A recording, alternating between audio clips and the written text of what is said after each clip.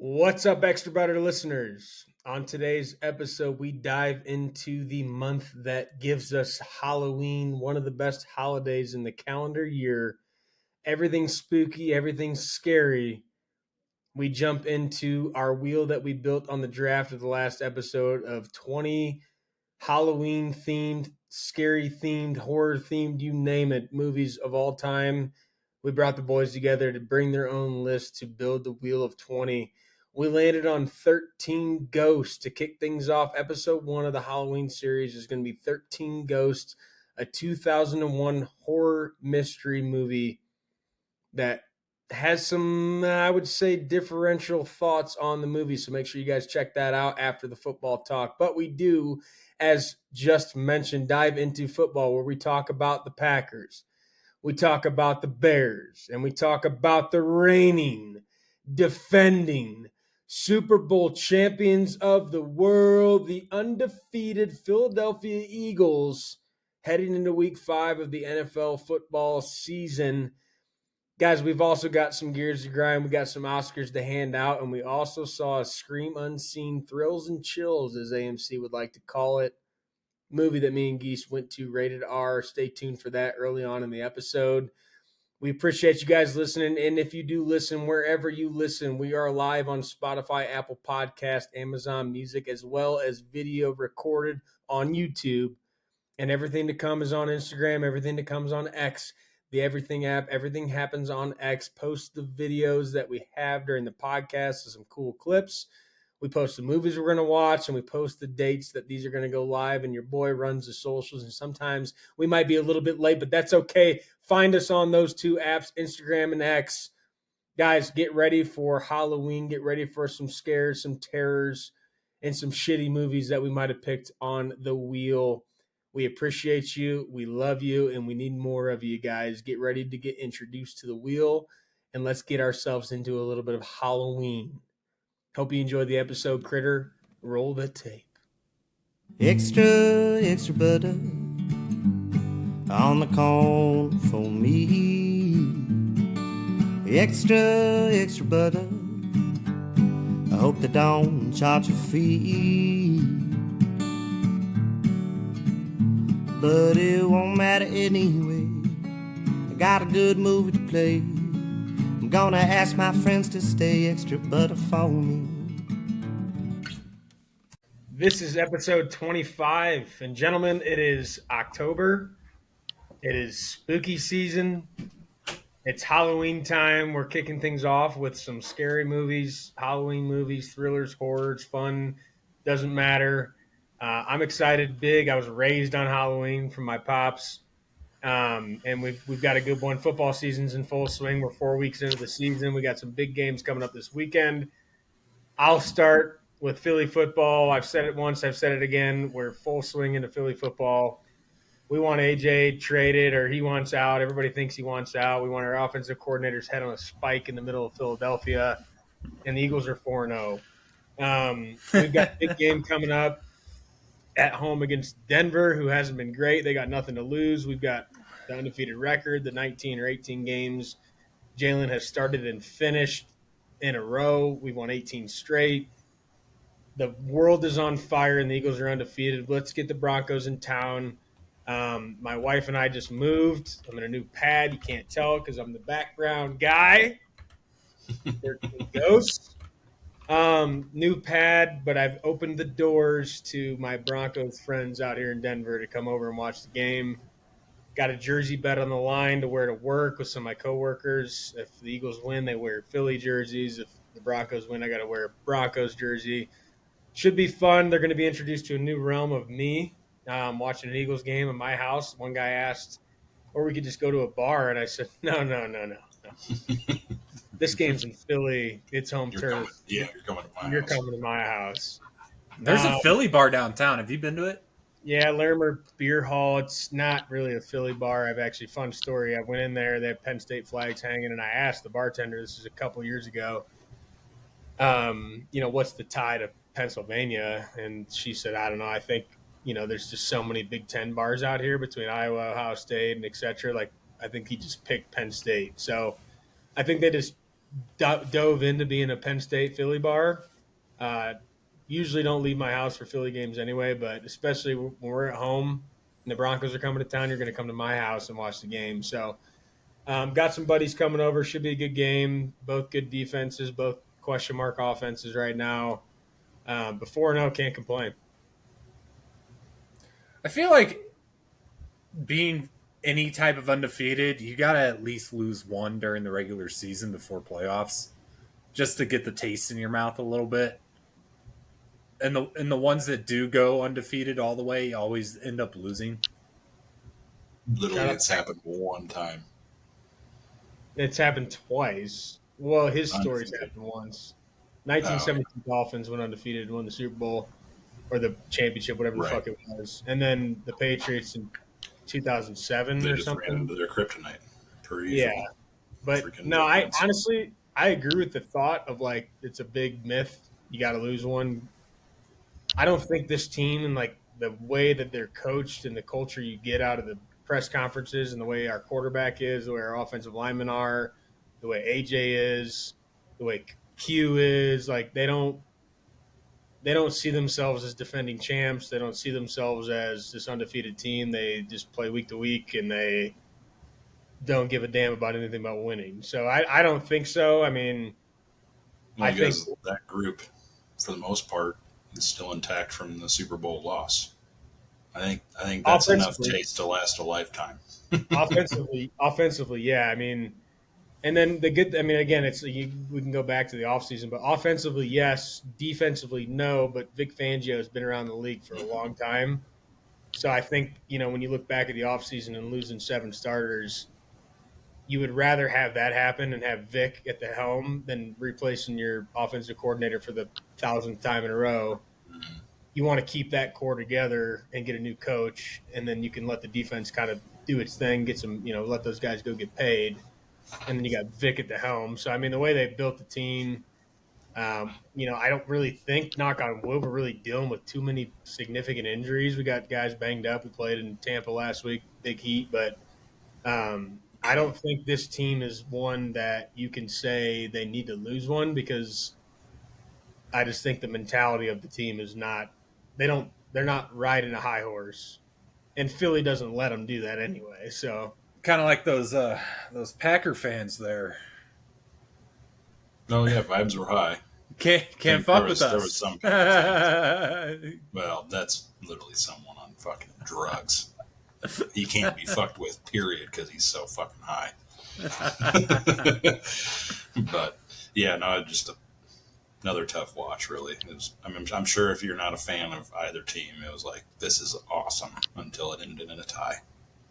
I won't lie, Crit. I wanted them to lose. I mean, tie is fucking funny. But tie is funny. Well, especially after we kicked the shit out of them. You guys. I know that's the other thing. I was like, now this is a trap. You were talking trap game last week with the Raiders. You're kind of right, but I knew, I was like, man, if we don't beat them like by fucking 30, you guys are going to be very fucking loud. Well, we beat them by fucking because Dak was on fire against us. Then he threw 2 picks in the red zone against you guys. That's the one thing I'm like kind of worried about. Like, we got a good defense, but we haven't turned the ball over other than a couple of Xavier McKinney interceptions. So that's worrisome, but our defense is just better. I gotta throw it out there. I think we're better. This might be, but a lot of season left. This podcast of the three of us right now is undefeated against the Cowboys. We're 2-0-1. You kind of put a blemish on the record there, but I know. You didn't lose. So well, I mean, and just the they win either. Matt LaFleur is going to be on a hot seat pretty fucking quick if they don't sort some shit out. I got 2 questions. How long has he been head coach? Fuck, like 8 years, 9 years. Yeah. I got 2 questions. I got 2 questions for you, Crit, as a Packer fan. The first question is, how do we keep our wide receivers healthy? No, I don't know what the curse is. At least we have Romeo Dobbs, which he's basically just ripped that number 1 role. Well, he's been injured in his career too. That's why he wears that fucking guardian cap. Guardian cap, yeah. Yeah. because The memes on him are so funny. That's all of his injuries have been concussions. Question 2 is where are we at with the defense? Because the defense was the bread and butter kind of coming in. I know. Now, I know Dallas is going to put up points against anybody with CeeDee Lamb being out. Dak, I mean, you're in Jerry's world, big game. Mike is homecoming. You gave up 40. I know it's overtime, but you I got to. think that game really just turned on a swivel, especially like giving confidence to Dak and the offense when we decided with 46 seconds left and no timeouts. I think. Yeah, let's try to fucking score from Oh, I forgot about the that. 20 Dude. or That 30 was before half. insane. We turn the ball over and they get a touchdown, and they're like fucking flying high. When that game could have easily at halftime, it could have been 13 to like what was it, 10 I guess, or 9, whatever it was. I think that half is 60-3. But like, there's just times where we want Matt to be more aggressive and go for the jugular, and then there's times where he does that, and it's like you don't. Like, let's go in. Defense, I think, yeah, they gave up a touchdown, so it was 13-10 or whatever. And, yeah, it's just go into half up. I think just that just killed the confidence for the Packers, and then it just carried the momentum for the Cowboys. And Jordan Love and offense did play their ass off, but it doesn't matter because the defense couldn't stop a nosebleed in the second half. Walk me through the ending of overtime there. Then, like a lot of the play calling at the end of overtime and at the end of the fourth quarter, just going for it with the it was no timeouts, and they get within field goal range. Throw a screen pass to a backup running back, and then they go for it, and everyone's just kind of moseying around. No timeouts, time ticking. Seconds to do it. And then he throws it, and it hits off the guy, and it stops at 1 second to be able to take the field goal. I mean, if we're going to complain about the clock operator, that's Dallas's problem.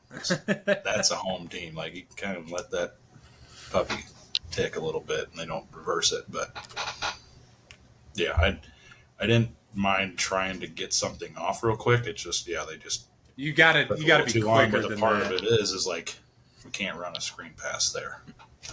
If we're going to get the fuck out of bounds, and then we can run that exact play that we did run, and also take our time with it instead of fuck. So there's a lot that needs to be done by that team. I will say, no matter who the personnel is, the Packers wide receivers always get open. I know it for the most part. For the most part, it varies game to game, really. But I mean, if you look at the Packers wide receiver lineup, you would never think those guys are getting as many catches and targets as they do. That's why in fantasy, it's tough to pick a Packers wide receiver. Yeah. You see a Packers wide receiver sitting there like, because 1 through fucking 5. Yeah, it's just like a carousel of, what's Wicks like could have 2 touchdowns one day. Like a committee backfield for wide receivers. Jaden Reed when he's healthy, Christian Watson when he's healthy. It's funny you bring that up. Fucking Heath, we have an abundance of. It's funny you bring that up because last year I'm pretty sure we had the conversation that Critter was ready to tell me that the Packers had a better wide receiver room than Philadelphia did. That was last year. Yep. And it was never even a conversation. No, but now they're starting to grow. But again, you guys have a bona fide one. We don't. And our number 2 is a top 15 receiver. Yeah, we just have a bunch of guys that put up Devonta Smith numbers, basically.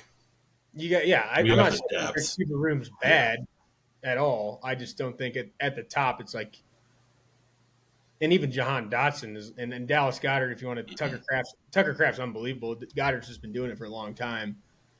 It was a fun back and you're going to fight for your boys, but when you put it on paper, it's like you can't even It's like Devontae Smith and A.J. Brown are here, and then your number one is pretty far below, but then I would say, I don't know. I think your whole core is at the same spot, though. Yeah, exactly. Yeah.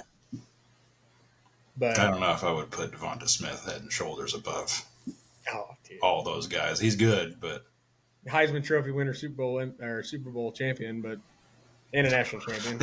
Just never been fucking football argument with it. So one of the I think maybe the first or one of the only 3 people ever to do what he's done: Heisman, national champion, and Super Bowl winner.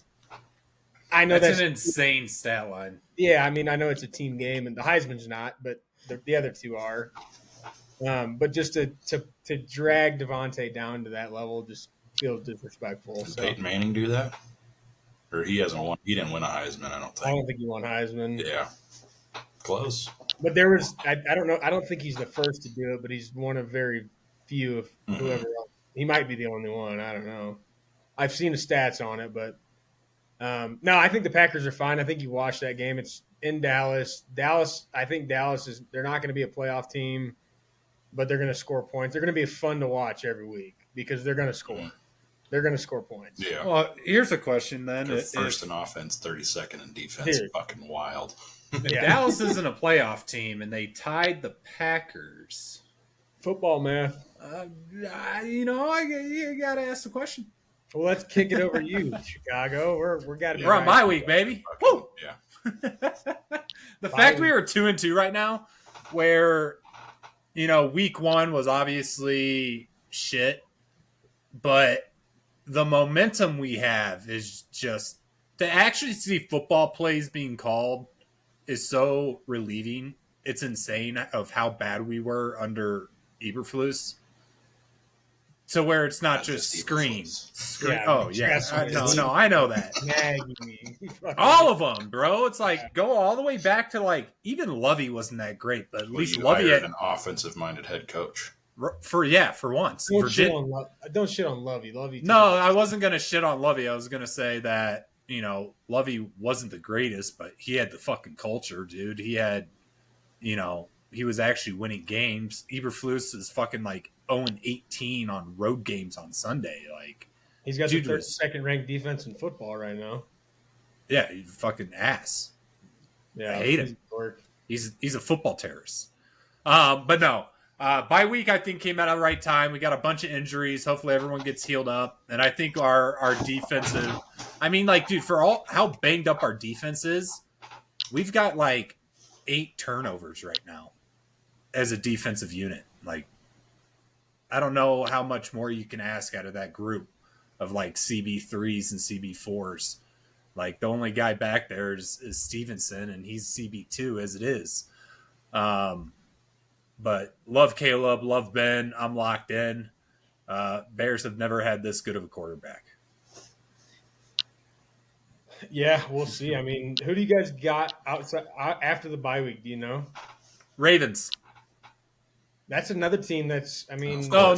That's not true. We have. Just in time to miss Lamar. I was going to say, didn't you play the Raiders? Well, that could be the. Yeah.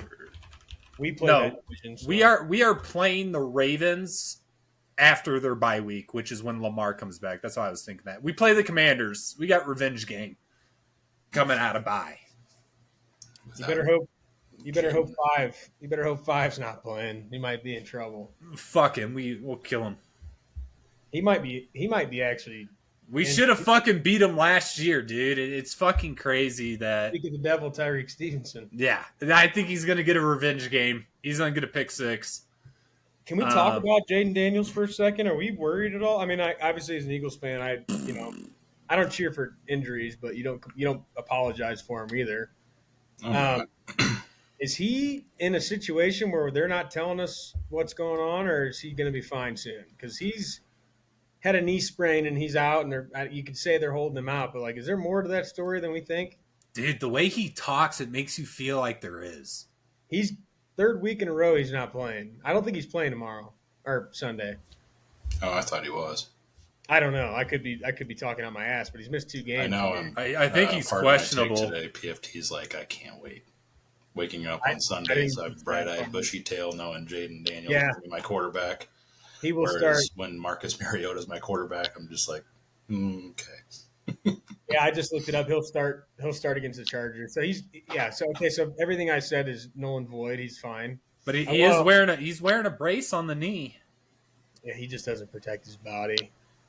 But it should be a good week. I mean, Geese bye weeks are fun, but not fun. You can't watch your team, but you get to enjoy a Sunday of football. Yeah. Well, and it sucks that it's so early. Like, but with our injuries and everything, hopefully we can get a full unit coming back out of the bye.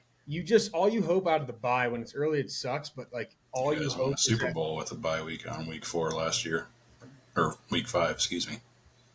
You guys had a bye week on week 5. Yep. Yeah, but like what I'm saying is like you want your bye week to come at the right time, and for the Bears right now, I think it is. For us last year, we were 2-2, didn't have an identity. The world was on fire like it is right now at 4-0. That's what's keeping my hopes up as a Packers fan. That's why I know you guys had a bye week last year in week 5 because I was like, "Are you on a bye?"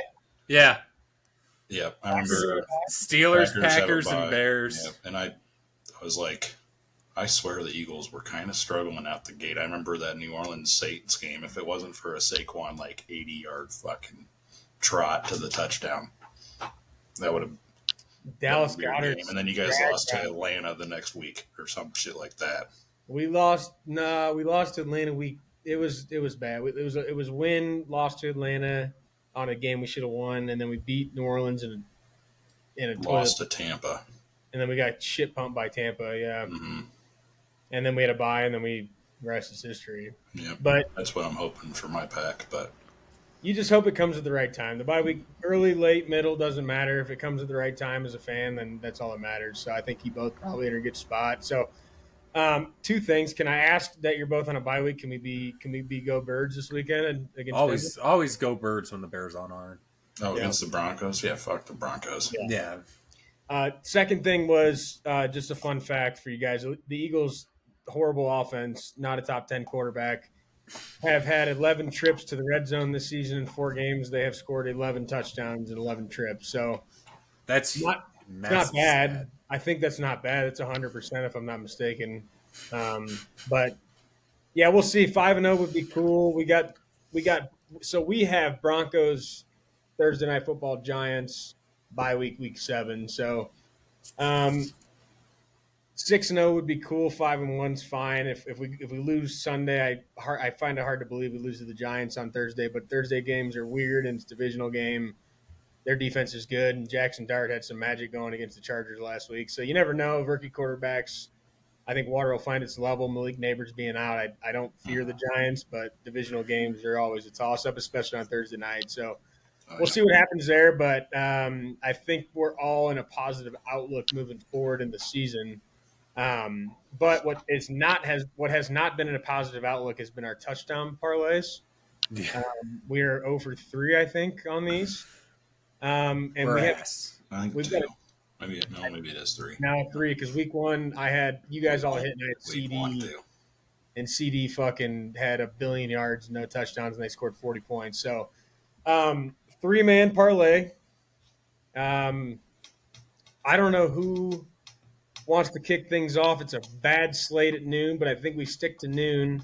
Unless you guys can open it up to all day, but I like the idea of if we win, we can run it back later on.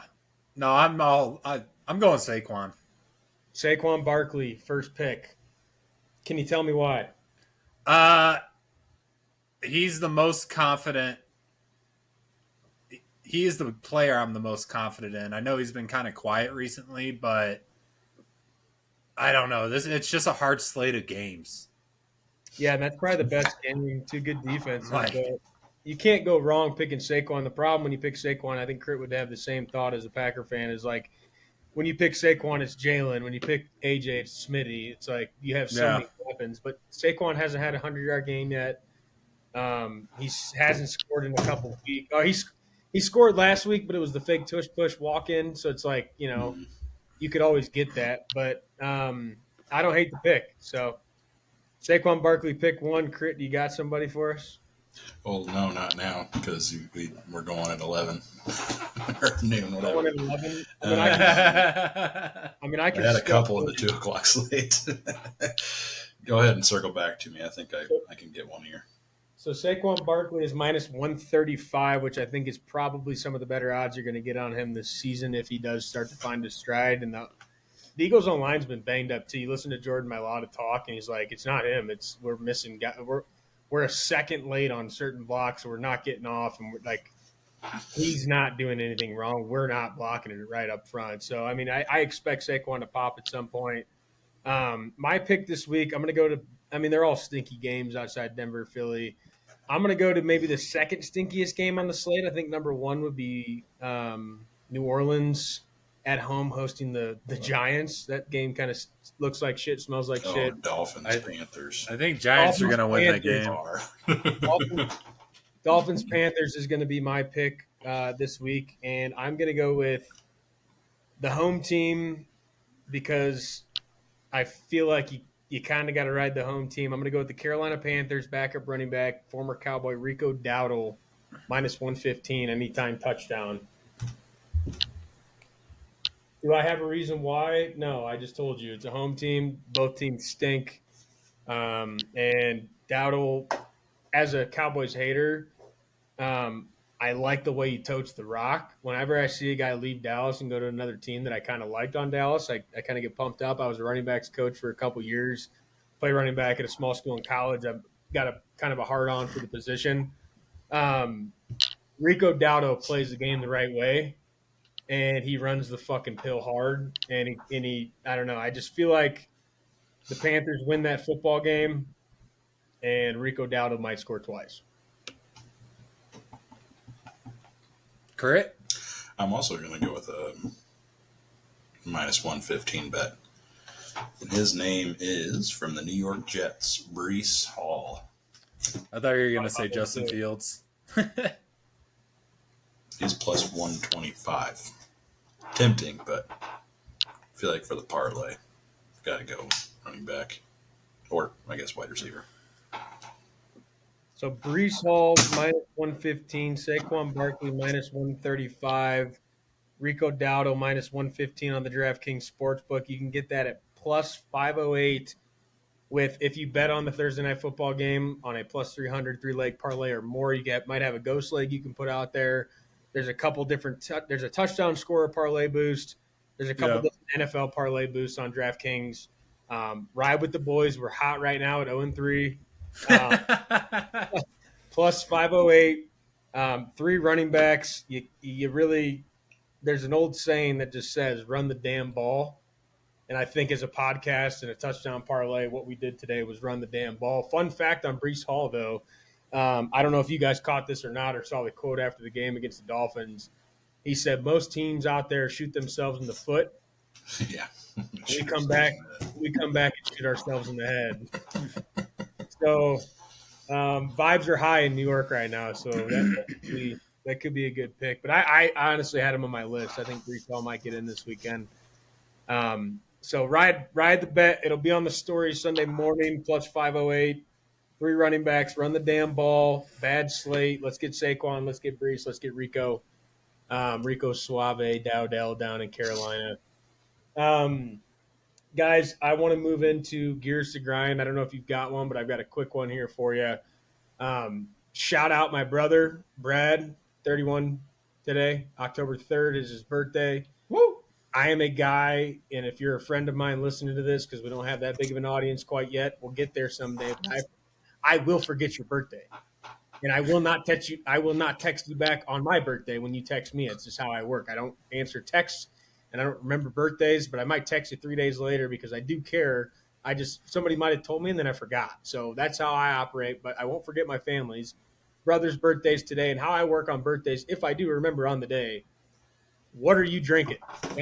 I drink alcohol, as we know. I'm gonna figure out what you're drinking that day. I'm gonna go get some, and I'm gonna have myself a drink. Have myself a drink of whatever you're having. Brad hits me back up early this morning. I don't know yet. Probably Captain, right? Cool. This is gonna get a little degenerate here because my wife and I just moved into a new place. She had to work this morning. I got up, cleaned the bathroom, did some of the tasks she had for me, and then I was texting Brad. He Chores. said, yeah, some chores. You could call them chores. I always like chores. I like to call them tasks because then I don't feel like I have to do them. But for me, it's like a mental motivator. You call them chores, I'm not going to do them. If I ask you to give me tasks, I'll knock them out. So I had a couple tasks to do this morning. Clean the bathroom up, put some clothes away in the closet. Don't have a lot in the refrigerator. We've been eating takeout last couple days. Ah, It's like, fuck it, I'm going to the store. Run up to King Supers. It's like 9:40, 9:30. It might be 9 a.m., honestly, by the time I walk in the store. But when I left the store, 9:45, 9:50, I've noticed we're in a new area. I look over right next to King Supers. There's a liquor store. I'm like, don't really want to leave again today. I don't know if it's open before 10 a.m. I'm going to go over here and just drive by, see if it's open. Go by, it's opens at 9, walk in, get myself some Captain, grab a couple limes because we got some Pacifico she's been drinking, so I wanted to get a couple limes because it's not the same. Side story, guide the cash out. I'm wearing this hat I'm wearing right now. If you're not watching, it's an old school Eagles throwback Kelly Green hat. He said, I'd say go Birds, but not this week. And I laughed and said, I respect that. Go Birds. Walked out. Getting to the gear to grind is the fact that I bought Captain and a couple 7-Up bottles to have a little Captain and 7-Up. Mind you, now before the podcast started, I go to pour this drink because Brad, he got back from work and sitting at a bar having a Captain, said slingshot engaged. I said, Roger that. Go get my Captain, get a glass out, pumped up to have a drink. Realize and remember, our refrigerator's ice machine doesn't work. So my gear to grind this week is no ice in a mixed drink because I now have a Captain and 7-Up right here. If you're watching on YouTube, the 7-Up was cold, the Captain was not. So this drink is not ice cold. There's no ice in it. Do not have a mixed drink without ice. They're not good. Gear to grind, no ice.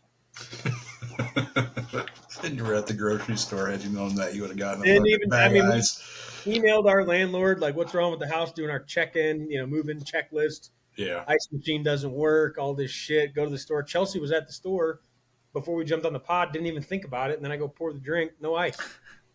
Cold 7-Up gets warm real fast with a little warm Captain Morgan. So, got a little Captain in you. Yes, I do. No ice. Not enjoyable. I'll put hair in your peaches, though. Yeah, in a hurry. That's how you gear up for a defensive football game on Sunday against the Denver Broncos. That's tough. Drink of choice on Eagles Sunday, or do you do something else on football Sundays? Twisted Teas, always Twisted Teas. I was in Philly when I used to be in sales and I traveled. Every bar in Philly, for the most part, has Twisted Tea on tap, which is weird. It was weird to me. And it's always on special. Always on special. So I would always order it. So every time, I don't know about downtown, but, I worked in bars. So it's like you're doing sales in bars going on the outskirts. Every bar had deals on Twisted Tea like 7 days a week on tap, which was crazy to me. So I usually go Twisted Tea. I've recently found they have Twisted Tea Extremes, 8%, lemon or blue raz. So I usually get a couple tall boys for kickoff. But Twisted Tea would be the Sunday game drink of choice. Not mad at that at all. Those things go down like fucking water.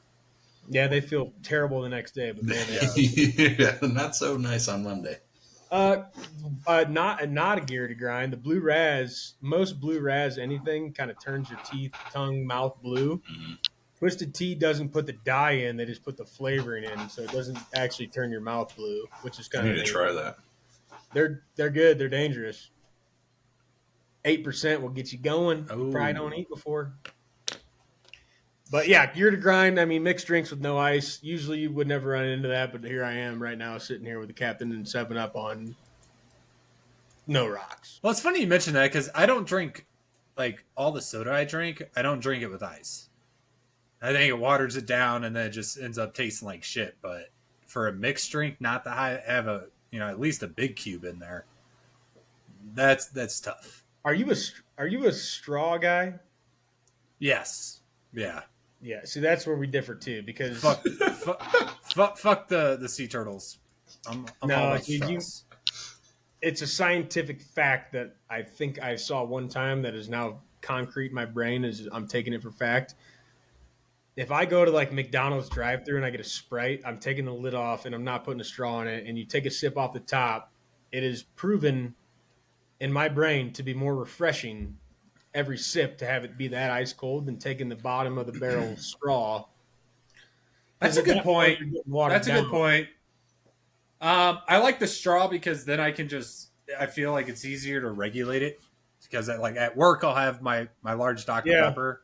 Yeah. And I make that last all day. You drink it a lot faster with that straw. Yeah. And like these cups that I've got with the SpongeBob stickers and shit, like the ones that come with the built-in straw, I'll drink out of a straw, but like I'm not putting a straw into, like, if I'm at a restaurant or I'm getting takeout, no straw. But like Right. like mixed drinks, everything like that, I don't drink them with a straw. It's You just bend it on the side, pick it up. I just take them out and throw them away because they're trying to make you drink that shit fast, and I'm not doing it. Yeah. Well, gear to grind there. I don't think you guys don't have anything there. Nah, man, I've had a light week. I have not. Nothing's been hair pulling. Nothing about like a shitty fucking wrench out of an IKEA bag making chairs on my back deck. Yeah, dude. One of my buddies like just wanted to go hang out with him, and then he just made me put all these fucking furniture together. Fuck that guy. Dude, the IKEA wrenches that you put over the bowl are just okay. Yeah. IKEA gives you all the tools, the pieces, everything. So you know, which is nice. Don't get me wrong. You know, you don't have to have the right Allen wrench in your house to be able to put this shit together. But the quality of these tools, man, like it's not an Allen wrench. What's I don't know what the they're term? called. You know, it has like the circle on it and socket wrench. Thank you. You just do that. Yeah. Jesus Christ. The socket wrench, and dude, it is the thinnest thing you can imagine, and it doesn't get onto the nut, so you can't like hold it in there. And you just kept going and made it way worse. Can't Pause. hold it in there. Pause. Was it like a socket wrench, or was it a socket wrench with like the? Dude, it was like on it. you get the little you get the little hexagon like wind wrench to do the screws on the outside, but then you get the paper thin fucking wrench that you put over the you have to put the washer, then the nut, spin it around on the screw a little bit, and then you have to hold it in place while you crank the wrench, and this thing just doesn't have any fucking, it just shreds fast. It can't hold the nut. Like it's crazy. It's terrible. Dude, it's like this. What are we talking about right now? What are we talking about? Can't hold the nut. Just Can't hold right here. It looks just like this thing, and it's fucking worthless. Yeah. No. Mom got furniture from Amazon or some shit, and mine was, or what came with it was this socket wrench Allen wrench. So it was like, it had like an Allen wrench tip to it, and it literally left, right, didn't matter. Flip the switch to loosen or tighten it. There was no fucking science to it. I'm sitting there and I'm like, well, I think we're actually tightening it. And then all of a sudden it would just stop working. I'm like, it was just a fucking nightmare. I was like, it's a pretty cool idea, especially in tight places, like where you can't have the fucking whole Allen wrench that's like a big L shape. But it's so thin that it doesn't sit at all, and it's doing this the whole time. But the kids got tools, so I had a real socket wrench that we are able to use, and after that first chair it went pretty quick, just because the second one I was still trying to do it. I'm like, man, fuck this. I'm tired of it. Terrible. No, it's a good point, because as we head into our Oscars to give, my Oscar this week goes to real tools, because without that wrench, I was ready to off myself in video game, not real life, but in video game, I was ready to off myself, because I was done. We were sweating balls. Cracked a beer. I think I sweat out the beer before I even drank it. And then Geese gets out the socket wrench, the Allen wrench, whatever it's called. That's got like, it's a little more width to it that you just have to hold it in place. You don't have to worry about the fine tuning. You just slide that bitch on, and then it's locked in. The fucking, I call it the monkey wrench. I don't know what it's called, but it's a fucking. It's like the S-shape Allen wrench. It's a piece of shit, is what it is. But you can at least, Some of them don't even come with the S shape. It comes with just the L shape. And Yeah, but the S one you can kind of, you can crank it, which is nice. Yeah. So my Oscar this week goes to actual tools because the ones you get in the IKEA boxes or any other furniture piece, they suck. But at least they give them to you. So shout out them. But real tools, Oscar. Since as I said, I had a light week, nothing major going on. So my Oscar's gonna go to your wife, Brendan. Okay. We had 6 chairs and a Reagan. massive fucking table to put together. Brendan and I get through chair each, so we got 4 left. Chelsea comes out. I'm here to help. I'm like, grab the fucking table. She put that some bitch together herself. Didn't have to touch it. Easy day. and what's funny is like before she came out, but she was probably doing way more shit inside because she's a workhorse. Geese is like, girls don't do this shit, and then she comes out like just fucks that table up, dude. Oh yeah. There's there's no way Lexi does that. I'll be honest with you. Like we talked about that. There's percentages of do you think this would happen? 0. 0.00%. Yeah, she is the basis standard in the bottom corner, right there. Not happening. But yeah, that's my Oscar. So about Lindsay. Lindsay's the same way. Fucking doesn't mind getting her hands dirty. Which leads into my Oscar. Just going out and fishing. Wherever you're at. I mean, we went up to the mountains, which I talked about last fall. But then after the podcast, I was watching Notre Dame, which was like the first 10 o'clock game that I think I've seen them play in fucking years. They were up like 28-7, 30. I think they scored 40 points in the first half.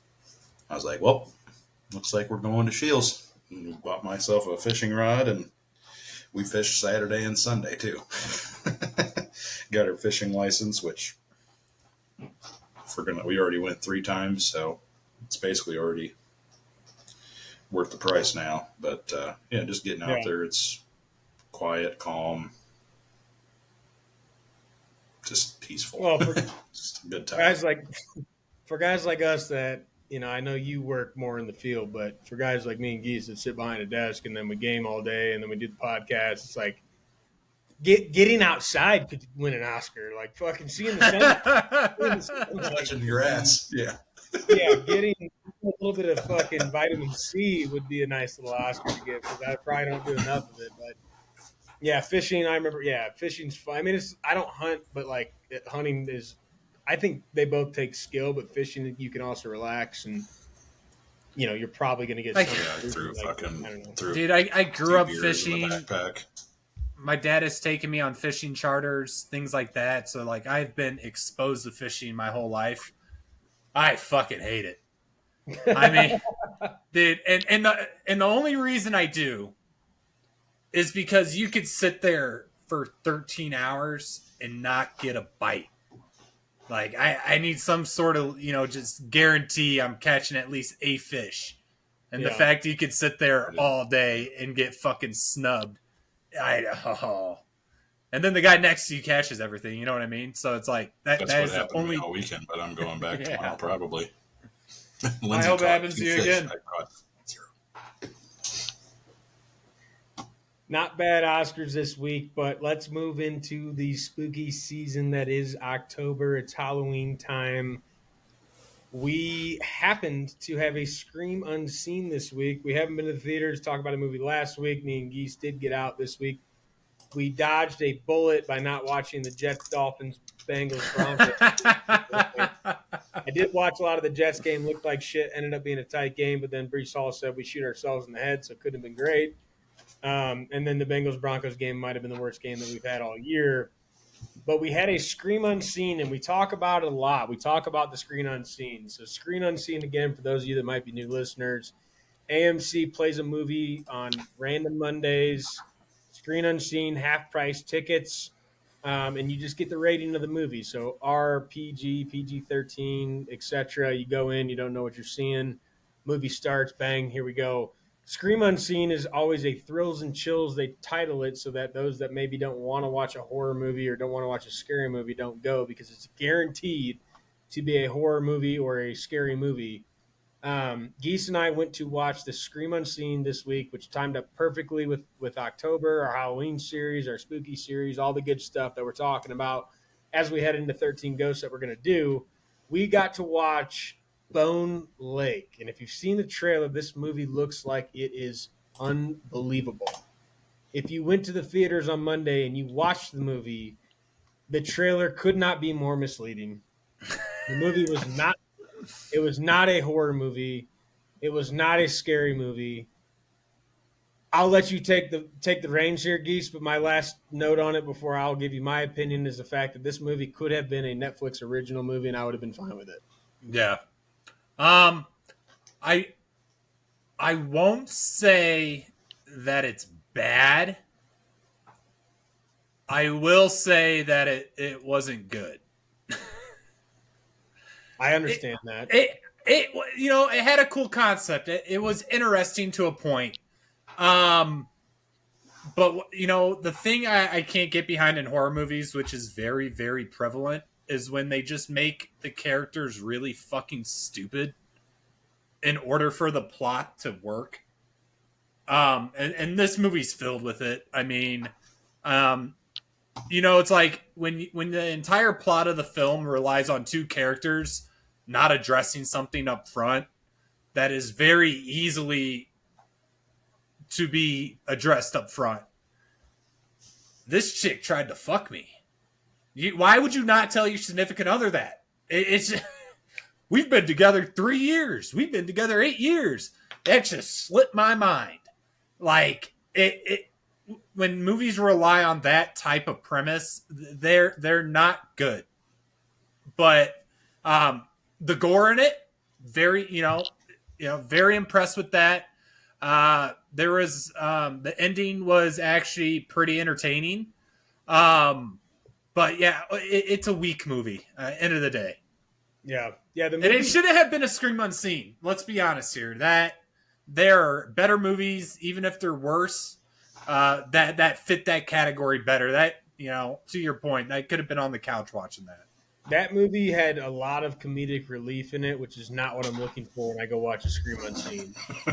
Exactly. I don't need the theater laughing more than we are like, shut the fuck up, everybody's on the edge of their seat. And that's what it felt like. And to give you guys a thought, again, if you want to go see it, I do think it's a decent movie. I mean, it's not a bad film. It's essentially two couples book the same Airbnb is kind of the big plot. Weekend getaway, tides turn. One couple, has a little bit of a backstory. The other couple is kind of being played in a game. And then they end up having to try to fight for their lives. That's kind of the way it is. And I had the same kind of feeling it had the same ending type of feel as The Home with Pete Davidson, where shit just hits the fan, and then we just try to fucking save this movie with a bunch of blood and gore. But the movie itself, it had a plot. Acting was decent. I thought the acting was decent. I thought it was good. Yeah. The movie itself wasn't bad, but to be a Scream Unseen and to label it that way, I want to be watching Conjuring. I want to be watching Sinister. I want to be watching movies that we have on our wheel. I don't want to be watching a movie where I'm going to laugh every 30 minutes, 25 minutes. It was probably less than that, but just like it wasn't scary. It was not a scary movie. No, no jump scares, no emotional connection. No, it was a thriller. No, like eerie moments where you're wondering what's going to happen. Oh fuck! There's none of that. It's just they gave away the twist. Pretty early on. And if you watch it, if you go see it or you watch it at home when it comes out, which I'd recommend you to do, you're going to know what I'm talking about. They kind of give away the twist that's going to happen, but you can already kind of see it. And the twist, when it hits, it doesn't hit. So good plot. There was a story, good acting. It was a good movie. Yeah, I will say that the main guy character of the other couple, I think he has a bright future. He was very entertaining. Yeah. I'll give props to him, dude. I think he will be well known after this movie compared to the other ones. I don't know. Yeah, and I don't know what he's been in, but he looked kind of familiar, but I don't think he's that big. So, dude, he kind of looked like he looked like James Franco. Thank you. Yeah, that's exactly. He is like very reminiscent of that. But no, this, you put this scenario in real life, and obviously it's a movie. I get it. It's solved in 10 minutes, man. This movie had no business being fucking hour and a half long. Yeah. I mean, it wasn't that long. I mean, it was good. I think there's another. Yeah, no, it was entertaining. Don't get me wrong. Like, it's just the hype behind it, with it being a Scream Unseen, going to the movies to see it. Like, I think that hurt it in the long run. Would I watch it again? No. I mean, like I said, that would be a good lay down to bed. It was a Netflix original popping on. That would be a really, really good movie. And fun fact, 93% on Rotten Tomatoes. 93%. Get the fuck out of here, dude. 93%. It's not. Yeah. So, but yeah, no, it definitely kicked off. We've got another Screen Unseen on Monday that's rated R. That one left a bad taste in my mouth. I haven't checked the Monday Night Football game, but I might go back just because I need to see something else. But it did roll in. It made sense for us to go into. I want to cite my source here. Willie C. Taylor Lewan, the boys in the back of the bus, bussing with the boys. Spooktober, as we head into October, the Spook series, the Halloween series, the wheel we built last week. We roll into the 2001 horror mystery, 13 Ghosts, which I believe was a geese pick on the wheel that we landed on first. So, what's up, brother? What's up, brother? Sorry for cussing. Shout out Sketch. Geese, can you give us a little snapshot of the movie? Yeah. So 13 Ghosts is a remake of a 1960 film by the same title. Had no idea about that. Basically, we're faced with a family that loses his wife, their mother for the kids, in a house fire. And they're struggling, man. And turns out that the father's uncle is like a multi-millionaire guy. He dies, and he gives his house over to his nephew's family.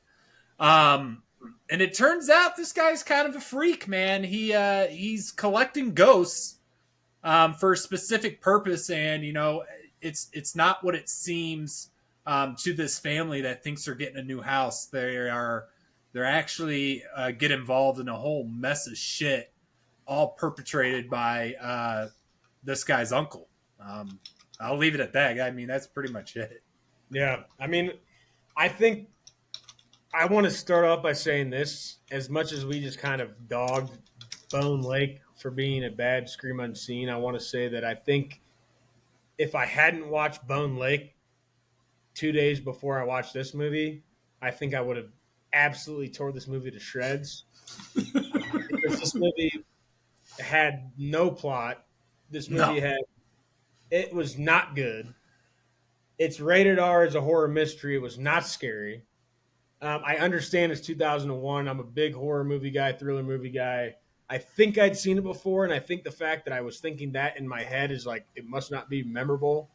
The image behind me, if you're watching video-wise, the movie cover art is very memorable. So if you have seen it, you remember that, or you've seen it before. And I think Bone Lake saved this opinion for me because I thought to myself, Bone Lake and this movie are very comparable because Bone Lake was rated R, horror movie, thrills and chills, Scream Unseen, wasn't scary. This movie, rated R, horror mystery, 2001, wasn't scary. A lot of comedic relief, decent scenes. Plot didn't make any sense to me. They made it all up. There's obvious holes in this. Acting. It was not good. Not from my boy Matthew Lillard. Why Lillard? Yeah, why can I not say that fucking name right now? Damian Lillard. I love that guy. I'll never shit on him. Lillard. Lillard. Is it French? I will say that the special effects are cool in this movie, though. The way each of the ghosts is set up, I think, is really interesting. But yeah, dude, I mean, there's just it's it's kind of boring. You know, the first half, like the very intro is interesting, where we find out what the uncle's up to, and then that whole span in between them and the ghost showing up is boring as fuck. Um, but just the fact that like each ghost is really unique, I thought was cool. The strobe effect is overused. I get that, but you know, kind of heavy on how, you know, people are dying in this house, getting fucked up. But then it falls apart. You know, it's like it almost has you, and then it just falls off a fucking cliff because they're like, where the fuck is like the uncle coming from? Then the chick is with him.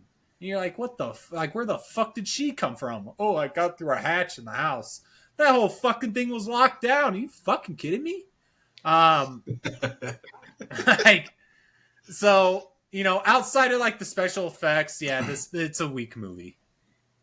I have the boxes that I check that I talk about sometimes, and sometimes I don't talk about them, but I have to talk about them now. The music, the set stage, and the opener, I wrote question marks in all three because I thought the opening scene was fucking horrible. It was so bad. I didn't know what was happening. It didn't make any sense to me. Thank God we got past it and we get introduced to the family and they're inheriting the house. Because that whole scene, I'm like, are these cops? Is this fucking Bill Murray and the Ghost Hunters? Is this, I mean, what are we doing? You got Dennis, who is a psychic or Yeah. What's the word? He's a medium. Like, a medium, yeah. Like, I just had all these question marks. We're in a junkyard. We're hunting somebody that's killed 9 people, but he's killed 40 people after his death. And it's like, none of it made any sense. And then you talk about we're hunting 12 ghosts, and that one guy who ends up getting killed by the Juggernaut, we find out later is the Juggernaut. He says there's 13. And, you know, Dennis thinks they're hunting 12. He wants a paycheck. And I'm like, I have no idea what is going on with this fucking movie. So the opening music, set stage, you name it, get you a moment. None of that. Zero, zilch, zada, zero, blah, blah, blah, blah, blah. None.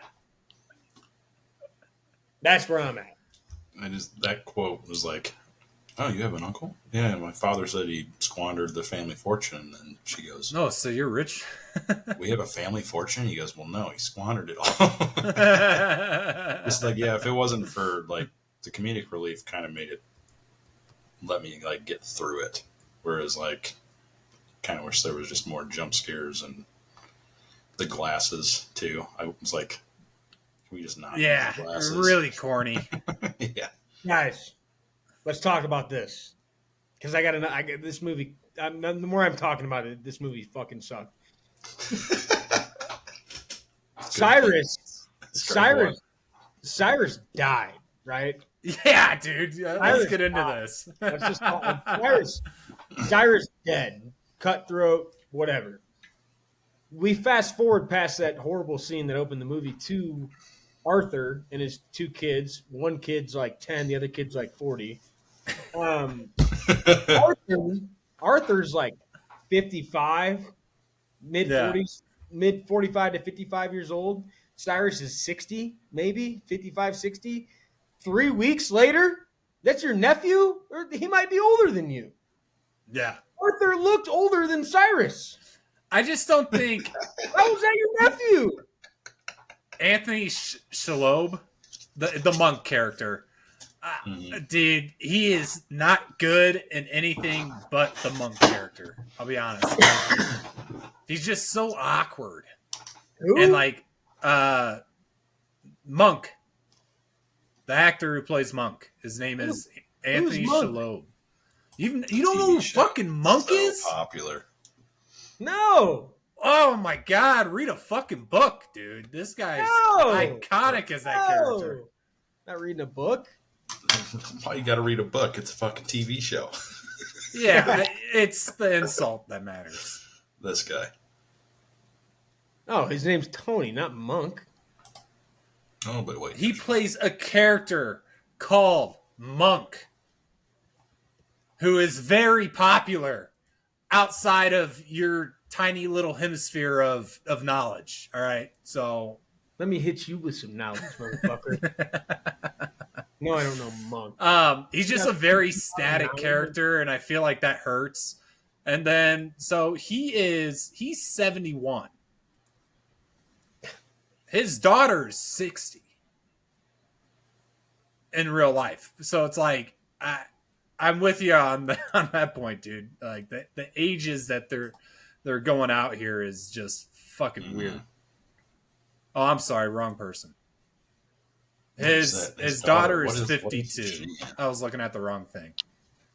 A lot of Shannons in this movie. It's kind of weird.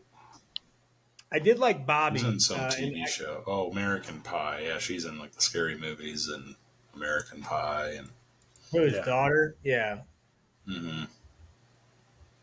Yeah, she wasn't too hard to look at, but she hasn't aged well. Hasn't aged well. But what I will say about the son, Bobby, how about just the most generic name ever? Let's do Bobby. I think of Bobby Lee from fucking Andrew Santino and Bobby Lee's podcast, you know. Yeah. But his line early on when, you know, he says she's being a real slut about it, and then Maggie, the babysitter's like, no, you got to say bitch. It's like we're coaching these kids up to say whatever they want, you know, in this little apartment they got. But I like how blunt he was. Yeah, her mom's dead. You know, burned in a house fire. Like, I want to. All right. I want to just Geese pick this movie for the wheel, and I think at this point I have a lot to say, but I want to take my armband off the pitch and hand it over to Geese to lead this fucking ship into battle here as he carries through this game, because I'm going to get too sidetracked because I don't even know what happened. I mean, I think it's pretty easy movie to watch, though. I mean, the intro is Cyrus catching a fucking ghost. I mean, what more do you need explained there to make sense to you? You have a medium guy who can, you know, find out where the ghost is by touching the fucking ground. I don't know how that works. But it does. He can sense them. I don't know. I just like the concept. Like the concept of this movie is that you have like 13 individual ghosts, the firstborn son, the torso, the bound 12. woman. 12. No, there's 13 in the book. 12. The 13th is a human sacrifice. Fail safe. Yeah. Extra. So whatever. All right. Yeah. 12. You got me. I could poke and like each ghost is super unique. So I don't know. I mean, I haven't seen this movie since I was like, I don't know, like 10. So it's been a while. So like watching it back, it was like reminiscing on it. Thought it was, you know. But yeah, so we start off in the junkyard I got a question. Since you're gonna roll there, I gotta cut you off. Can I ask you why you picked it? I'm not to be a dick. I actually am curious what kind of brought this movie back for you. Bro. What got you back to this movie? I was looking up horror movies to get like my list of 5, and as I'm going through, you saw this. I saw the title. I'm like, oh my god, 13 Ghosts. Like, I didn't remember it to be that good, but it was unique enough for me to actually recall that from like, dude, I only watched it once or twice as a kid. And I just remembered Matthew Lillard in there, and I was just like, oh yeah, dude, like I'm going to throw this one on there. Like, I don't know. I think that's cool. I think the concept is cool. Like I will not take that away. Yeah, but the movie sucks. Don't get me. Yeah, like let's not sugarcoat this shit. Yeah, I mean, this baby. That was the mom and the baby.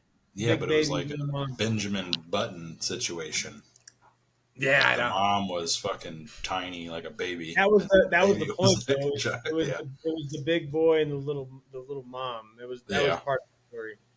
The great child and the dire mother, it says right there. That child Dire might mother, be yeah. 4 years old. 4 years old, 250 pounds. Just raw beef. 99th percentile. Which one did they catch in the junkyard? It was the Juggernaut. Right? The Juggernaut, number 2 over here. So yeah, dude, we're leave this up, Crit. I like that. Leave it up. Well, okay. I got it. It's fine. I think it'll help. I think it'll help as we progress through the movie. I got a point here. So we get going, right, and they inherited the house because Cyrus, and we find out later why, but Cyrus has left this house to his nephew's family. When you walk up to that house, one look at that fucking house and you're out. I'm out. Yeah, dude. There's no way. Let's talk about it. This thing is all fucking glass windows with a bunch of random fucking writing on it. It's Latin, but I don't know that. I don't know how to fucking read Latin. No. You put the key in and the whole thing starts fucking moving. And it's like opening the doors. Like imagine for a second daily use of this house. Imagine the cleaning, number 1. Oh. Fuck off. Yeah, Maggie. All right. Maggie don't do what it does. No. Then, in order to get into this fucking house, one key, and it takes it from you. Like, there's so many red flags going into this fucking thing where you'd be like, I'm not going fucking in there late at night with an attorney I don't fucking know, with the electrical guy that just happens to be there. Like, no. Like, there's no chance I'm going into this house. No, dude. And then you get in and you get Dennis, who was the medium, who is now a power guy, right? He's just trying to fucking find his way, weasel his way in to get some money. His visions with the loud noises and the fucking, like you said earlier, dude. This movie was like an hour. Hey, man, you okay? No, I'm not fucking okay. Like, look at him. This movie's like an hour and 26 minutes, and I checked I never do. I only check the time when the movie stinks. This movie is an hour and a half. I'm like, okay, me and my wife came over to our new place, cleaned it up, got home at like 8:30, had to charge my laptop, watched the end of a wild card Dodgers-Reds game, popped it on. I'm 20 minutes in checking the fucking time. I'm like, this is so ass. It was not that bad. I thought to myself, like, do I just watch half and then watch the rest tomorrow? Because this is so bad. Because those visions and the loud noises and the fucking strobe effect, like the strobe is very overused. I'll give it to you. He was. I mean, I don't know. You want to jerk the guy off? I think his acting performance was overdone. And I thought he was the most. Only because character. The other people's acting performances sucked. Well, his wasn't good either. Yeah, well, he's Shaggy, so fuck you. Did he get the Shaggy role because of this film? Because Scooby-Doo came out the year after. Well, it's a funny question you asked that, Chris, because I actually Googled the Rotten Tomatoes because I was interested. We got a big terrible number. We got a 19% from Rotten Tomatoes on the fucking movie, and you picked it to put it on the goddamn wheel. Well, yeah, okay. I don't want to watch every single movie. We just fucking glaze it the whole fucking time. At least we can be critical of it. This movie qualified for our worst to best, like, discrepancy. 30% difference. Yeah, well, it wasn't on that fucking wheel now, was it? 49% motherfuckers that picked this movie at 49% of the popcorn meter. I want to know why. You are a disgrace to movie watching. Pull it up. 19% from the critics. I agree with the critics for the first time ever. You're fine. I'm fired up. I just think you want to hate it. Like, not bad tits on the Ghosts. Not real either. They might be. They weren't real. Obviously, there's not cuts and shit in their tits. I'm correct. She got out of acting after this. This is like this is the only film she's in. And the only, hand up, I looked, tried to find out more. Wasn't a lot there, man. I don't know if those are prosthetics for the movie or she's actually hanging with 20 pounds on each side. I don't know. There can't be gashes in her boobs like that. Well, no, that would be makeup. But So like, I don't know if she has extra- like an actual bodysuit on. We had a feather bed on top of the boobs. I think we cut them open a little bit. Well, I was looking up the fun facts on this. Her makeup took the longest out of anybody's. Well, I have also not a fun fact, but a fact from the movie. The lawyer going downstairs to go grab some cash with the glasses on that were like 3D goggles for ghosts or some shit. Yeah. Whatever those light up glasses were. And him Are walking. those prescription? Sure. Walking by the ghost, checking him out. Obviously, he knew, like, that guy was in on it. He knew that shit was down there because he was unfazed, where Dennis was in a fucking blender. And everybody else, we saw Bobby go down. Everybody goes down there in a blender. The lawyer goes down. He's completely fine. He understands they're all down there. He's, waving, what's up, head nod, this, that, the other. Gets to our girl, let me check and look here, the angry princess, and just says, nice tits. Nice tits to the ghost is crazy. That's crazy. Nice tits. What? I mean, is he wrong? No. It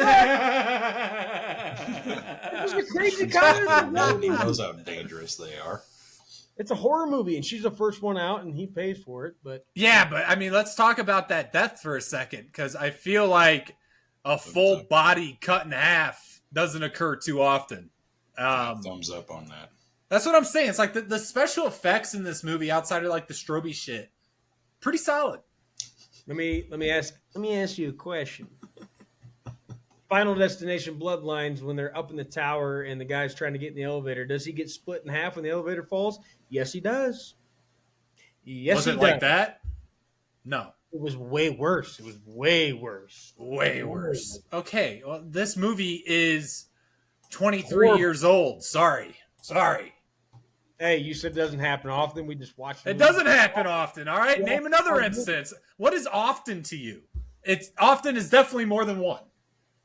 Yeah, and the Final Destination is 2. 2. Often. Often 2. is more than 1, you said. That's 2. Yeah. So it doesn't happen often. That's my whole point, is that I'm not saying, that never happens, which would mean that 1.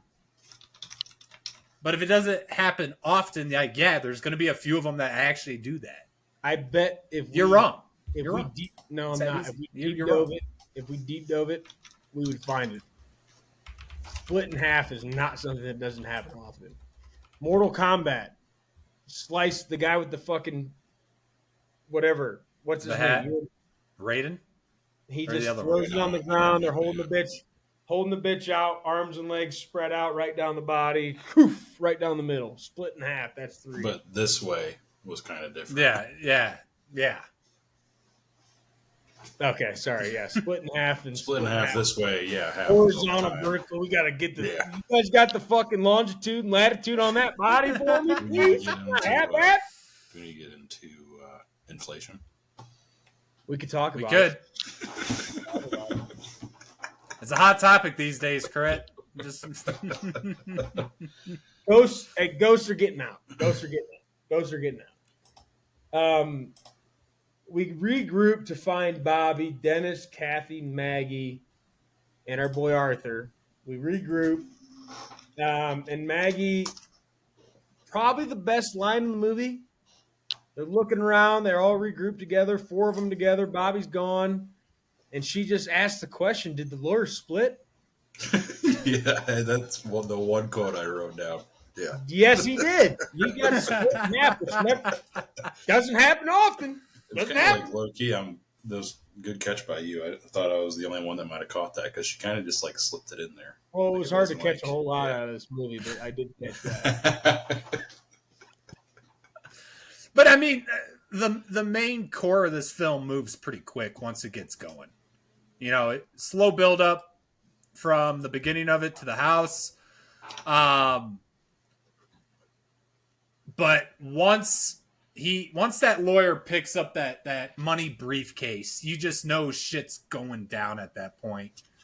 And the fact that Cyrus set all this up to happen, you got to be pretty pissed off as the attorney guy. Like, man, you're just here to get a couple bucks, wrap up this guy's will, hand over this trap house to the fucking family, and then fucking book it out of there with $100,000. And you're the first one who gets fucking popped. I mean, the disrespect is unbelievable. Yeah, he kind of had it coming. He kind of was just kind of smug. He was a dick. I mean, come on. That dude thought his shit didn't stink, and he paid the price for it. Yeah, that's what happens to those kind of guys in these movies. So David Bourne, known as J.R. Bourne, what else is he in? Because he looked familiar. Gotcha. 1 second. All right, he was in Teen Wolf, the movie. So doesn't look like that popular. Teen Wolf was a big show, though. He just does Anarchy spinoff Mayans, which lasted all but 2 seasons. Exorcism of Emily Rose. So it's a big movie. Pop this shit up on the screen for me, Crit. Yep. I don't know who I want to see. Exorcism of Emily Rose is a pretty big horror movie of all time. I don't even see that. The 100's a really good TV show. Who are we talking about again? The Attorney. He just looked. Yeah, dude, the 100's a pretty big show, dude. Mm-hmm. Teen Wolf is a big show. He just kind of he in this movie he kind of looks like Val Kilmer a little bit. Yeah. I mean, he's in Suits for a couple episodes. Suits. I do remember him in Suits. No, I don't. I just made that up, but that's fine. A lot of TV shows. Yeah. Yeah. So anyway, he gets fucking axed. He's dead. And then because he started the whole clock thing, and I thought that's pretty interesting as well. You got the 12 ghosts. Every hour, a ghost is getting released and just fucking shit up. Which, what's the second one that comes out? The one with the box. Which one's that? Head. Jackal. Yeah, the Jackal comes out. Vicious motherfucker. Can we just talk about the fact that Bobby would be petrified for the rest of his fucking life? All of them. And no one would believe your ass. Yeah, but Bobby's like a 10-year-old kid. And right, mom, no, yeah. He's, like... pick up the glasses, Bobby. Do it. She's the only one telling him to get out of downstairs, Bobby. Bobby. Also, Bobby King of the Hill. How do you fail English? Bobby is speaking. Bobby's a tough guy. Bobby, it's definitely hit or miss. Like, you're either Bobby Boucher or, not relevant. Here's my problem. Here's another problem. I shouldn't say my one problem. My other problem with the movie, another one. You get the decision from Dennis to like, hey, we'll pay you what we owe you, what Cyrus owes you if you come down and help us find Bobby. He's like, unbelievable. Yeah, I'm down. The only ghost that really did any damage in this movie, besides the Juggernaut at the beginning and a little bit towards the end, was the cage head. Yeah, that's the guy with the bat is just hitting glass the whole time. Everybody else, like the girl with the fucking big tits, is like always in a position to cause damage, but not really doing it. Yeah. The cage head did double attack on Kathy, attack on Arthur. Cage head's the only one that really did any damage. I feel like Juggernaut. Really? Yeah. That death was pretty cool. Just pinned him right on the corner of the glass and snapped him in half. Yeah. Pretty cool. No, honestly, I feel like there's too many ghosts for that small of a cast to actually, like, all the ghosts are pretty unique, right?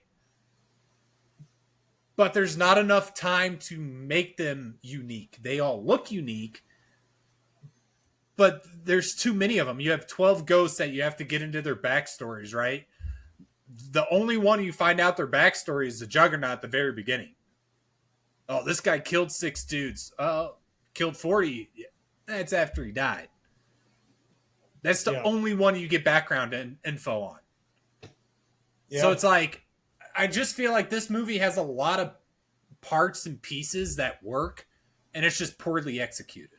A TV show remake of this movie could be really cool. Yeah. It could be really cool. Because when you have 12 Ghosts, like, and it was only an hour and 26 minutes. Like, this movie could have been 2 hours and 45 minutes and gave you a little more depth. But, like, a TV show series of this movie could have been cool. Didn't see a whole lot of the Pilgrimess, the torso, and I don't really remember the bound woman too much either. Yeah, the bound woman, the fucking kid. You saw them though, but I don't really remember seeing like. No, you saw her maybe 3 seconds in the whole film. The Pilgrimess and the torso. Fuck. And the Torn Prince was just slamming his bat on shit. Right. The torso itself was a double amputee actor. And they made him wear like a green screen on his head, but like that's a real body. Which is cool, in my opinion. Yeah, that is cool. But it's like, dude, they're just so interesting, and then you never end up finding anything fucking about them. And it's just like, it's just wasted. I'm ready for crickets after this question if you guys answer no. But do you guys ever, you don't necessarily have to pause the movie, but like think to yourself, like when you feel like you're in a predictable moment and a character says something, do you ever just word out or say what you think the other person's going to say? All the time. All the time. All the time, right? Like they say something, you're like, and it's a long dramatic pause, and you're like, and you say it, and then they usually don't say what you said, and you're like, oh, fuck. This was the most predictable. Who the hell are you of all time? When that woman from the beginning of the movie shows up and she's just in the house, slipped through the crack, like you said, and Arthur sees her. There's a hole in the wall. Like, your fucking eye. I paused the movie and I said out loud, who the hell are you? And I resumed it, and he's the first thing out of his mouth. Who the hell are you? Like, that is like, what? This movie, nothing worked. Nothing worked. Sorry. Had to get it. No, it's fair. It's fair criticism. Don't get me wrong. Like, I'm not disagreeing with you. It's just an interesting movie with. I keep saying that because of how bad it actually is. So I mean, that just it goes to show. It's an interesting movie, guys. Kathy and Bobby just disappear forever. Yeah, just. I mean. Let's just start to shit on it because it's. I feel like I looked away for a second and Bobby was gone. Then I looked away again and she was fucking gone. Yeah, and they're gone for like 30 plus minutes. They're just gone. Yeah, and then the house is not that fucking big, right? And they're in the basement for half an hour. Oh, let's split up, guys. This basement's so huge. No, it fucking ain't. It's all glass. There's no way you should be getting confused on where to fucking go in this house. Like, and the gassed up nailhead, like he's the biggest fucking problem they got. He didn't do a goddamn thing. No, this movie falls on its face at every opportunity there is to do so. Well, and Cyrus just completely fucks him. Well, let's talk about him coming back because. I've got a lot of questions there, too, yeah. I have so many questions. This dude got his fucking neck chopped in half. I do, you know what? Before I get into it, I do like the reveal with the glasses, and you think he's dead, and then he takes them off, and he's actually there. Yeah. I like that part of it. But him being there at all makes no fucking sense. They sold that earlier before Arthur took his glasses off and could still see him. They did show where somebody had their glasses on, and then he showed up. Yeah. So it made you think, and I think to the movie's credit, I think anybody who died, like Dennis, you could see him with the glasses, and like they did set that up where Cyrus, the first time he came back, they did have the glasses on. But then the twist, which was like, honestly, not a bad twist. Like Cyrus is still alive, which is, I think he was still alive. Yeah, he was. If you take the glasses off and you can still see him, like he's not dead.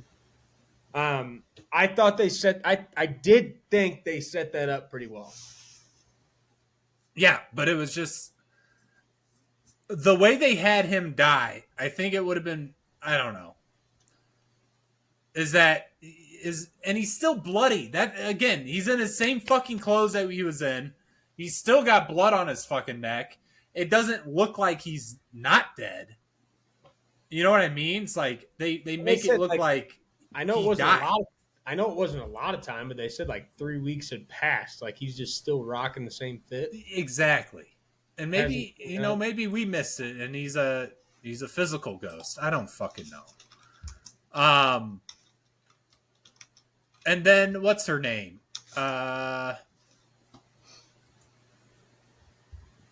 Kalina?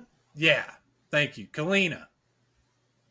Her boyfriend husband gets killed by this guy indirectly, and then she's just his lover. No, she staged it. She basically killed him, I think, is what she said. Okay, I missed that part. I was probably. Do we always have to have a love story? We say that every time, but like we always have no. to fit it in there somewhere. Like they always just shoehorn a fucking relationship in there. Oh, gotta tie it together. No, you don't need that at all.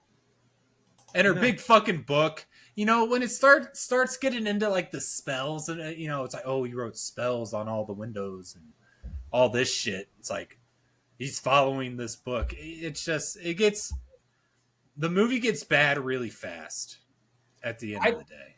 I thought them weaponizing the walls was a good addition. Yeah, like it's cool. Like the movie is cool. That's about it. Weaponizing the walls was a smart move and like a cool kind of twist on like they can't break through the Latin spells. And then the doors opening randomly, closing other ways, making it like a maze. Like it's interesting, but it's just not done well. Dennis putting the wall up against Arthur in the corner to sacrifice himself, and that wall just happened to be locked in fucking locked in place. Yeah, it's like it's so cheap. And then that wall was just cemented in there, and Arthur couldn't get out. And then he just, as soon as Dennis dies and the ghost disappears, picks it back up, gets out of there. Yeah, couldn't help you, buddy. Sorry. Like what? Didn't make any fucking sense. No. It's just it gets worse. The longer the movie goes, the worse it gets. I thought the clock was cool. As like when it gets all, you know what I'm talking about? Yeah, it reminded me of another movie that I can't think of. The whole moving parts thing. Yeah, I mean, cool, but didn't get it. I mean, it was fitting to the story. The 12 ghosts had to kind of sacrifice their powers to like. I'm trying to find some good points here, and we already talked about them. That's the problem. It's a fun movie. I included it because nostalgia, but it helps to have some movies on here that we just absolutely fucking bag on. $42 million budget, $68.5 million box office. Not bad, not good. Well, you talk about the 13th ghost, and then Cyrus tosses Kalina into the fucking the wood chipper. Yeah, and then Arthur just times that motherfucker up to save his kids. Like, fuck off! This guy's the most unathletic motherfucker in the whole movie. Total sandbag, and he's gonna grit his teeth and make that jump. Bullshit. For your kids, I think he would. He probably would have died, but no, definitely you do the attempt. He's not making it through there. No chance. Just timed it up perfectly. You could have put the Moneyball music on that video, and it would be funny.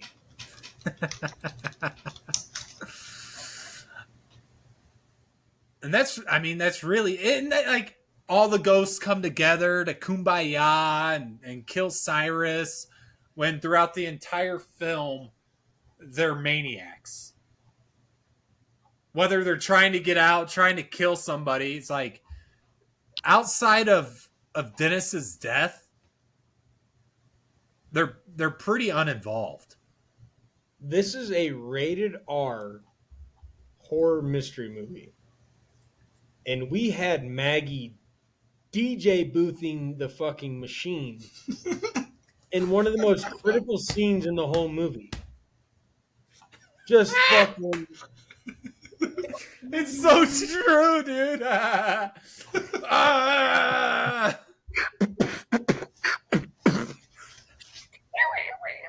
Like, what the fuck are we watching, dude? Like, this is not a good movie. There's nothing good about this movie. It fucking That's not true. sucks. There's some. No, it is true. This movie stunk. It was terrible. The ghost turn on Cyrus, right? Throw him in the wood chipper, like we already talked about. Final Destination style. Get him out of there. House gets fucking decimated for whatever reason. Did they survive? Did we watch that? He saved his kids, but did we see them get out? The whole fucking house blew up. Did they live? No way. My guess is they lived because this movie was that shit. No, they do live. Yeah, of course they did. And Maggie quits. True. Maggie wants to get paid more for doing nothing. Good for her. Yeah. Watch the kids. Bobby fucking got taken, and so did Kathy. Nice job, babysitter. Go hit the fucking club. She kind of sucked as a babysitter. And here's the thing. These guys don't have fucking money. They're in some fucking torn down fucking house. They got money for a babysitter? Like, yeah. Let's talk about it. Like, the finances aren't mathing. No, and I wrote down at the end of the movie, rushed, not good, what? What were my three thoughts? Rushed, not good, what? And I will double down on the take that if we made this movie a TV series, I would watch it. I'm in on that. Did you guys ever watch? Did you guys ever watch Alcatraz? It was the TV show based on, obviously, Alcatraz, the prison, and it went back through stories. Each episode kind of went through a prisoner and their ghosts, and like they were trying to figure these stories out. Like this movie has legs. The plot has legs, and we didn't fucking get it there with the remake here, but we have a plot that is plausible to make a good TV show off of. I almost want to watch the 1960s version to see how bad that one is. Honestly, it's probably better. You think? You got to put your 1960s cap on. Like, hey, right here, tuck the fucking hair back, put the cap on, and watch the 1960s black and white movie. But I think this movie has legs. I honestly, this is the first movie I've watched in this podcast history of 25 episodes where I think this movie that was so bad has a plot that makes sense to make a TV. I think this movie, the plot has legs.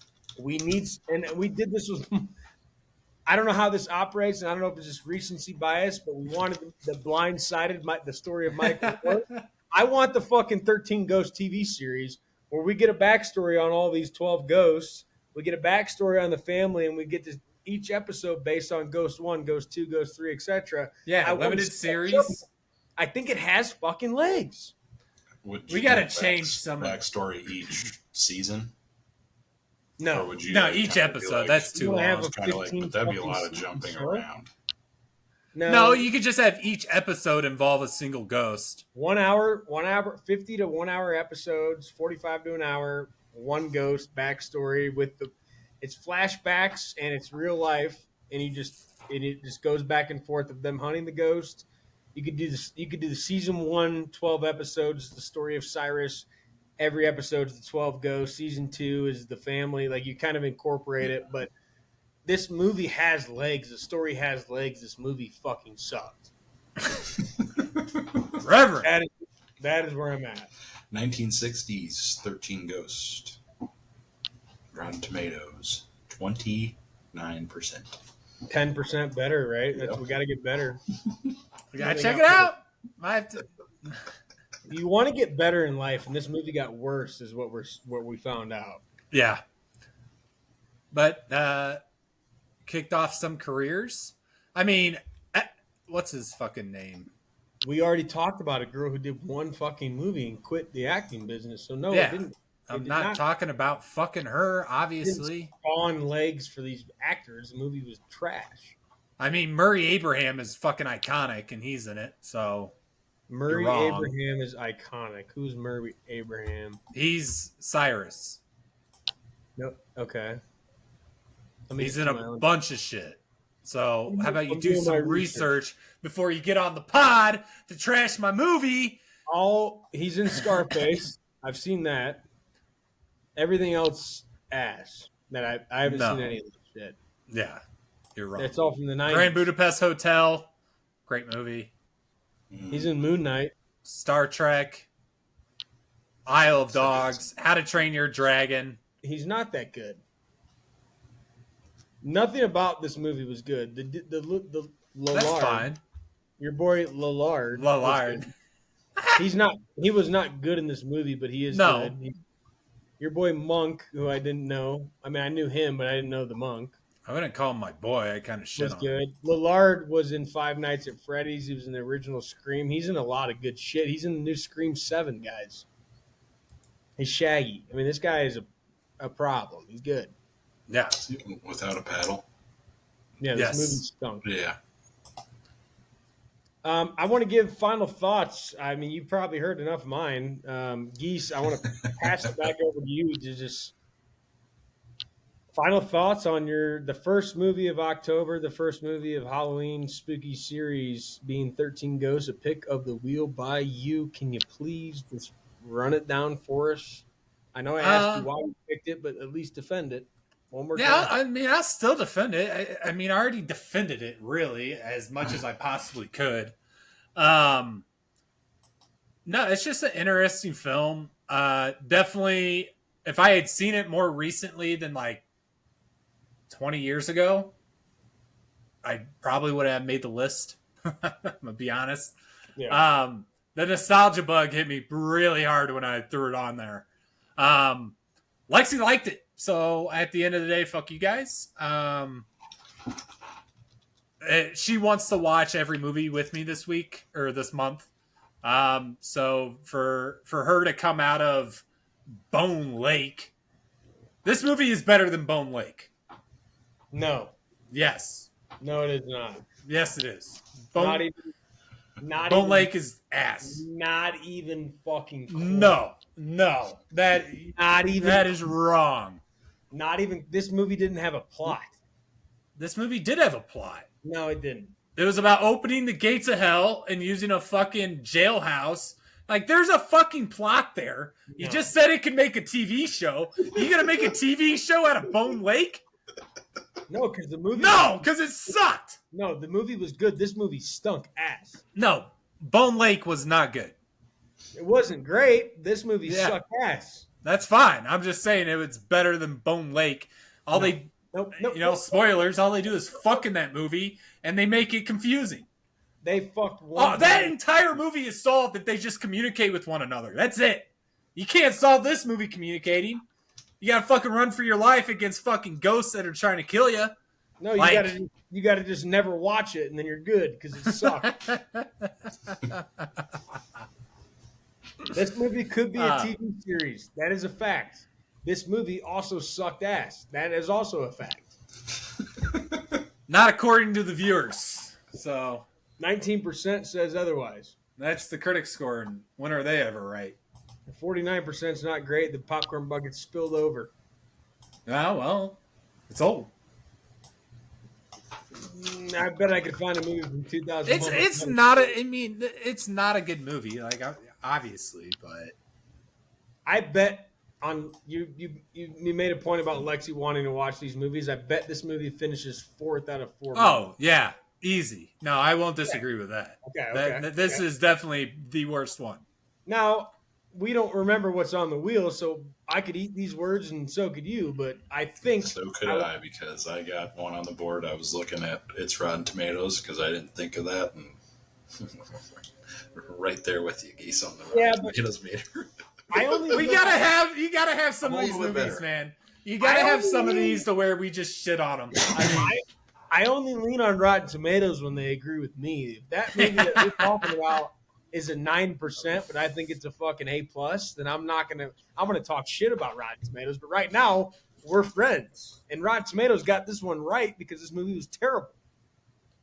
But that movie could be good. I don't know what you're talking about. It could be good. I don't know. Shout out Bone Lake. Fuck. All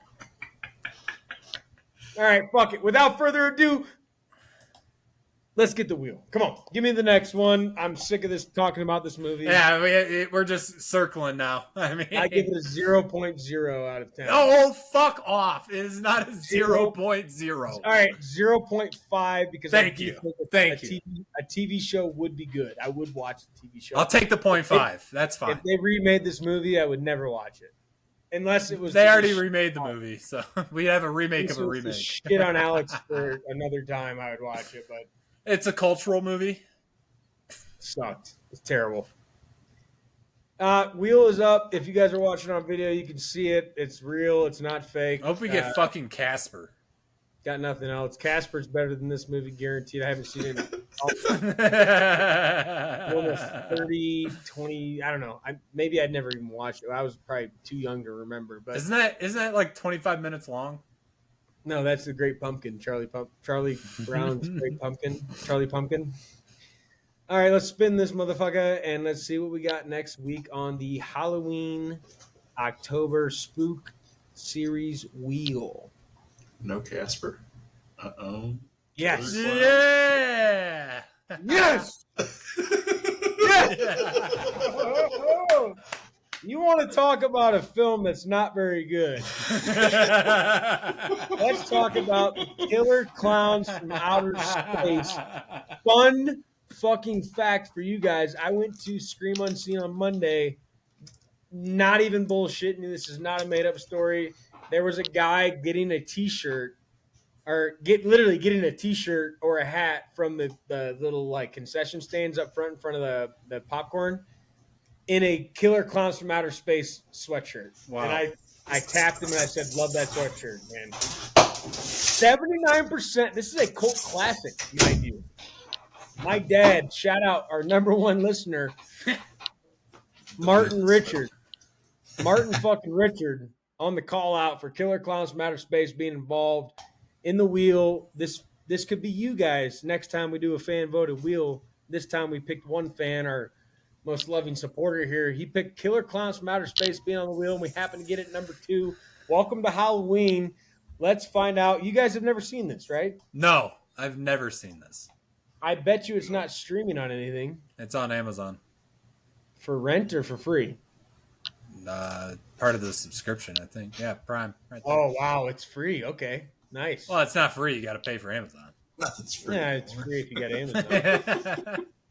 1988. What's the category here? Dark comedy is what I just saw up there. B-horror. Alien invasion, B horror, dark comedy, monster horror, parody, space, sci-fi, comedy, horror, sci-fi. You talk about a film, right? You want to talk about a film. If you haven't seen this one, buddy, I can't wait to get your guys' takes on this one. I've got a special place in my heart for this one when I was a young lad. 96 baby, 98 or 88 movie. My dad bought this one on DVD. I watched this one a couple of times. How is it going to play in 2025? I don't know. But I do think, in Critter, while I'm talking, if you could possibly Google this to see if this is a fact or not, I believe this is a cult classic movie that had no following. It was a shit movie, and then it became popular down the road, which is exactly the definition of a cult classic. But I'm pretty sure this will be cult classic number 2 because, help me here, Geese, if you remember, we watched another cult classic earlier on the podcast. Yeah. Which one was it? I'm trying to remember myself. I'm going to pull up our list here to see if I can remember, but I really don't know what the other cult classic might have been. But I know we've watched one other cult classic. It was one of the first ones. It was the first one I thought we watched was Accidental. And that was This one is kind of accidental too. Was episode it 1. Warcraft? Drag Me to Hell. Yes. Yeah, Yep. Drag Me to Drag Hell. Me to Hell. Yeah. So another horror movie. Killer Clowns from Outer Space. I'm pretty sure is a cult classic movie. Did we get any confirmation on that, Critter? Or is that Yeah, it's a cult classic. It is? Okay. Couldn't really get much other than that. It's kind of a Google AI, so. Hey, Google AI is never Or wrong. actually, Wikipedia. Google AI is never wrong. But yeah, Drag Me to Hell was the cult classic for sure, yeah. Killer Clowns from Outer Space. We got 13 Ghosts. We got Killer Clowns from Outer Space. Probably not the first 2 movies you would expect to find on the Halloween wheel, but that makes the wheel more fun when we get movies like this. Is this movie better than Drag Me to Hell? Probably not. But that's the I don't thing. remember. We're hyping this up. We didn't really hype up 13 Ghosts too much, and we kind of went into it expecting something else. Whereas now we're going into this this is going to be a fucking shit show. Oh, dude, I'm not. It's going to help with our watching experience. Where 13 Ghosts is a letdown. If I can set the stage for you guys, let me do it for you. This is a movie about kids or teenagers or whatever going to a circus, and there's killer clowns from outer space. How else can I fucking pump you up for this movie? They come from outer space and they're clowns and they will kill you. I don't know what else to do. That pretty much wraps it up. I think I'm gonna go out on the limb. I think Geese is gonna love this one. Now I'm just not. No, you are. You soured it. Lexi's gonna be pissed that this is the second movie on the list. We got all these horror movies and Halloween movies on the list, and we get Killer Clowns from Outer Space. Wait till you watch this motherfucking movie. I'm pumped. Shout out Martin Richard Noctree. Good shit. My Faja. Luke, I am your Faja. Guys, Halloween Spooktober. Shout out Bustin' with the Boys. Copyright might be to them. I don't want to get fucking put in prison for this, but Spooktober is a great term. I'm going to use it when I'm able to do so. Kicked it off with the horrible movie that was 13 Ghosts, picked by yours truly. Not yours truly. I meant that guy above me that, if you're watching the video, Alex Giesler picked it. 13 Ghosts, great pod. It was a great pod. This is a fun one. I agree with Alex. You got to have movies that you can rag on sometimes. You got to have movies that you haven't seen or you haven't seen in a while so you can have a discussion like this. Very fun podcast. Thanks for listening. Next week, we got the Killer Clowns from Outer Space. I guarantee most of you haven't seen that. Go watch it on Amazon. It looks like if you got the subscription, you can see it or you can fucking rent it. I don't care. Watch it before you listen to us idiots talk about the movie. We talked about the Scream Unseen this week. Another not great Scream Unseen, but another good movie to watch that you would probably never go to see in theaters. But the boys might recommend you sit at home and watch this one on the couch. Make sure to go follow us on everything that you possibly can that we're live on in social media, guys. Every episode is live on Spotify, YouTube, Apple Podcasts, and Amazon Music. Every update, everything to come, movies to watch, like, subscribe, unsubscribe, resubscribe, all that stuff that Taylor Lewan says on Bustin' with the Boys. I want to continue to pump their brakes on this podcast. Extra Butter Pod. Instagram, X Everything app. Everything happens on X, guys. We post our movies beforehand. We post some clips to get you guys pumped up for what's to come next, or maybe something that you missed that you want to go see. When you guys get out there and you're going to go watch Bone Lake that we told you not to go to theaters for, or you're going to go watch The Roof Man that comes out soon, you're going to go watch The Smashing Machine that we're hoping to bring to you soon with Dwayne The Rock Johnson about Mark Kerr in the start of the UFC, guys. When you get behind the counter and you're talking to that cashier, you're sitting on your couch at home and you're sitting with your significant other about to watch one of the movies that we're about to talk to you about, and you pop that popcorn, you get that extra large bucket from AMC or Regal or Alamo. It does not matter. Do not forget, your extra butter. See you next time. Extra butter on the corn for me. Extra butter. I hope they don't charge a fee. But it won't matter anyway. I got a good movie to play. I'm gonna ask my friends to stay extra butter for me.